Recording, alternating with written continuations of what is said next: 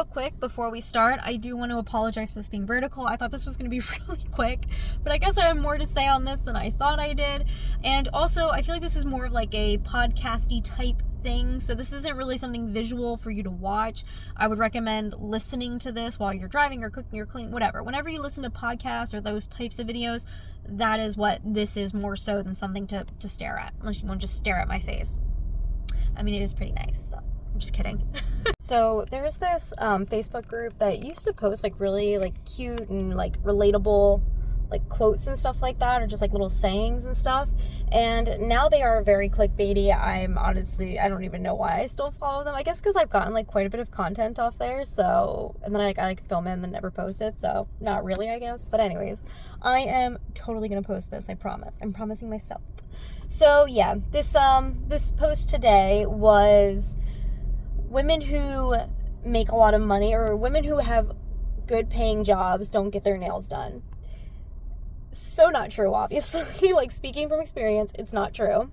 But there were a concerning number of women who were saying they wish they could get their nails done, but they couldn't because they didn't have the time. It had nothing to do with the finances. They could afford it. They just couldn't find the time. Now, I know a lot of women were saying they get theirs done every 2 weeks. That is insane to me, but I also don't agree with dyeing your hair, like, constantly. I understand doing, like, maybe once a year, maybe. But if you're dyeing your hair, like, every couple months, that's just crazy to me. So it's crazy to me to also have your nails done every 2 weeks, because it's, like, really harsh chemicals and stuff. So, ignoring that part, I'm saying once per month you get your nails done, right? If you can't spare 2 hours per month to treat yourself, you are doing something wrong. Like, and I really want to start this by saying that this is not in any way, shape, or form about people who are living in poverty and who genuinely have to work like that. Because there are plenty of cases where people are like single moms or single dads, like the other person left, or they have no money, so it's not like they can get child support anyway. Not that I agree with child support, but that's a different topic for a different day. But yeah, like, they're already working 3 jobs. They work morning to night. They pretty much just go home and sleep. They never get to spend time with anybody. They never get to take time off. And they're still working 3 jobs full time. And again, day to night, 7 days a week. And they're barely keeping food on the table. They're barely paying their bills. I am not talking about those people in any way, shape, or form. So please do not bring those people into this. Be like, well, not everyone's fortunate like you. Trust me, I am aware. I am incredibly fortunate for a lot of things that I've had in my life. And for me to be where I'm at currently, I am beyond fortunate, especially for something that's about to occur. I am, like, incredibly grateful, thankful. Like, I am fully aware of how fortunate I am compared to a lot of people. So I am not talking about those people. I'm talking about the people who choose to work these types of hours, who do not need to, and they're living above their means. If you have to struggle and you have to work day and night and you don't get to take any time off and you have to sacrifice like way too much, like everything you want to do, everything you enjoy, sacrifice making any memories with friends or family, sacrifice never being able to take a week off just to afford a car or a nice house, you're doing it wrong. Now, I know these things make people happy. I'll get into that in just one moment. I'm not saying like it has to come easy. I'm not saying that, you have to have $1 million in your bank account to have a nice car and to have a nice house. I'm not saying that by any means. Like, for example, let's say I could go to a car lot and spend $30,000 on a car, and I could buy that $30,000 car outright. I have the money to do that. That would not be financially responsible. Even though I could afford that $30,000 car outright, that would put me in a very bad spot financially, and you would just be so stupid. Oh my gosh. Like, it's not going to increase in value. It's going to decrease in value the moment that I pay for it. So no, that would be the dumbest thing I could do, even though I could technically afford to do that.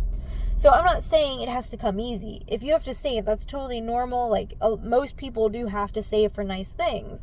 I'm talking about the people who, like, yeah, you can afford the nice house and yeah, you can afford the nice car, but again, you're sacrificing everything for it. Personally, something that I'm working on myself is I believe that one time per week, at least on minimum once per week, you should treat yourself. And it doesn't have to be big, okay? Like, let's say one of those weeks you do go get your nails done, and another one of those weeks you go get a 30-minute massage.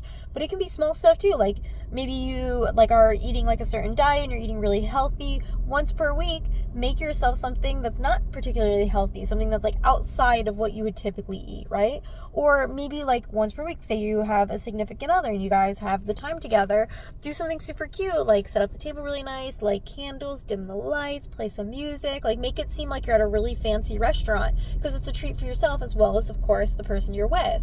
Or do something even smaller. Take a bath with a bath bomb and some bath bubbles, something like that. Like, or do your nails yourself, do your toenails yourself. Like, there's such small things you can do that are like, I mean, free in the sense that you already have the stuff at home. Obviously, you had to buy it at some point, but you know what I mean. Like, it's free because it's at home. You're not having to pay to get a 30-minute massage. You're not paying to get your nails done, etc. I believe once per week, every single person should treat themselves. If you have no time to do like those little things, you're doing it wrong. Again, not talking about the people who live in poverty and they absolutely have to. Not talking about those people. I'm talking about the people who don't have to, right? I'm talking about the people who live in it's just them and their spouse. They live in a 5-bedroom, 3,000 square foot home, and they have no plans on having children or not anytime soon. And they've got, again, this 5-bedroom house where 3 of the rooms are never even used. They've got like an office and a bedroom. And the other 3 rooms they don't even touch. And they're paying all this money and they both have to work nonstop to afford this nice home. Why? You don't get to take it when you die, right? Like, you're not taking the nice car. You're probably not even going to have the nice car for that many years. And you're not going to take the house with you when you die either. Would you rather have a nice house and a nice car or memories? And sometimes it's the way you're going about things. So if it's realistic, maybe you need to consider getting a different career or a different job. So if you're working a job and the pay is great, but you have to work 24/7, well, not 24/7, but you know what I mean, like day and night, like constantly, you can never take time off. If it's realistic, why not change careers? Now you might have to sacrifice, like you might have to struggle for 6 months because you have to work part-time, or you have to get like a low-paying part-time job if your job won't allow you to work part-time, so you can go to school for 6 months to get a certificate for a different career. But would you rather struggle for those 6 months and then have a lifelong of a much easier life? That was a weird way to put that, but I think you know what I mean. Or would you rather just stay where you're at this dead-end job, working day and night to afford the nice things you have?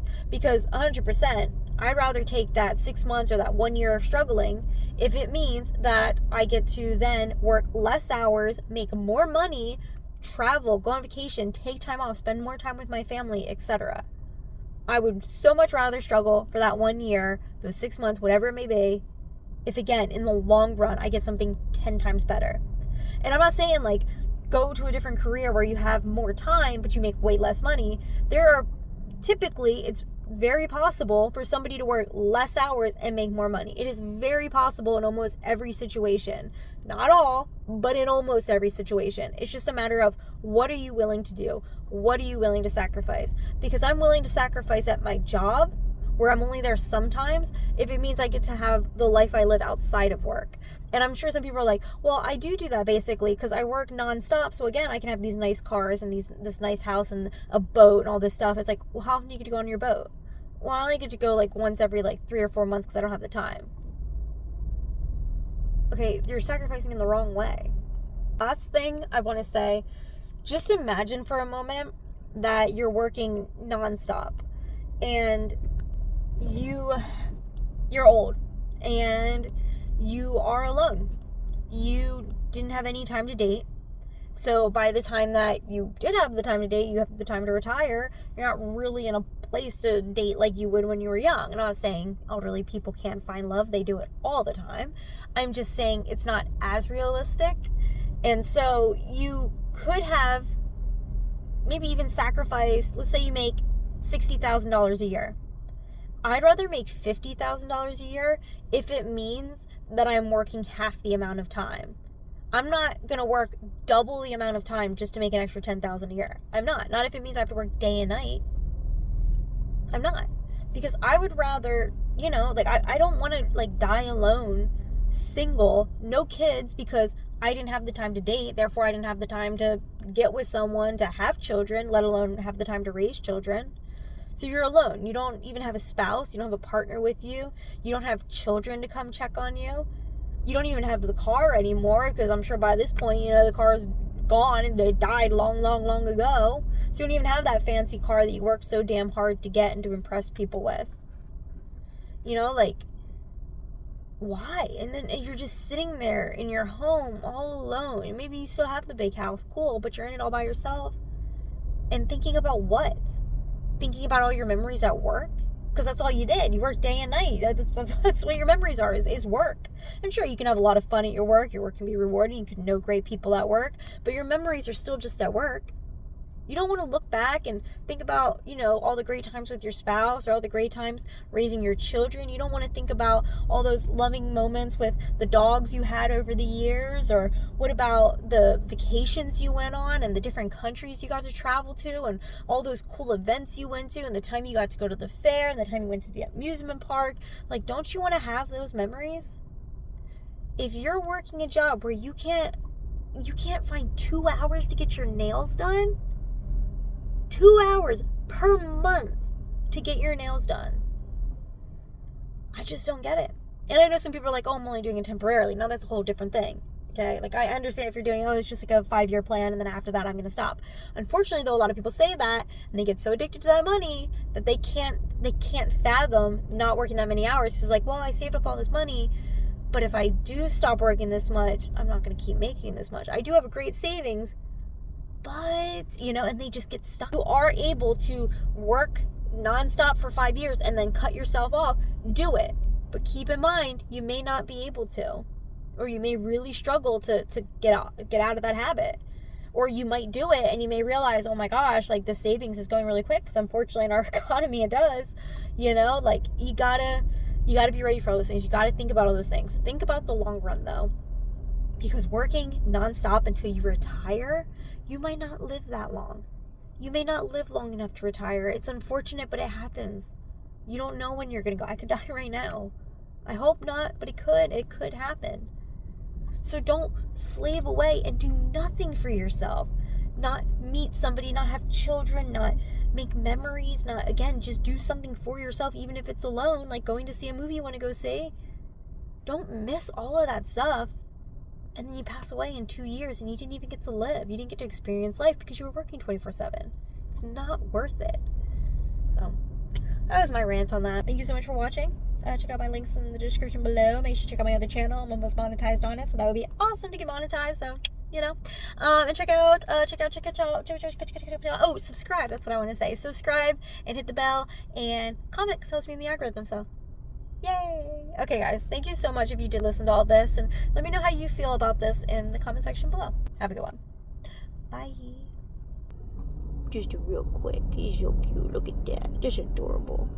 Cute little. Oop. Oop. Oh, come up. Sorry.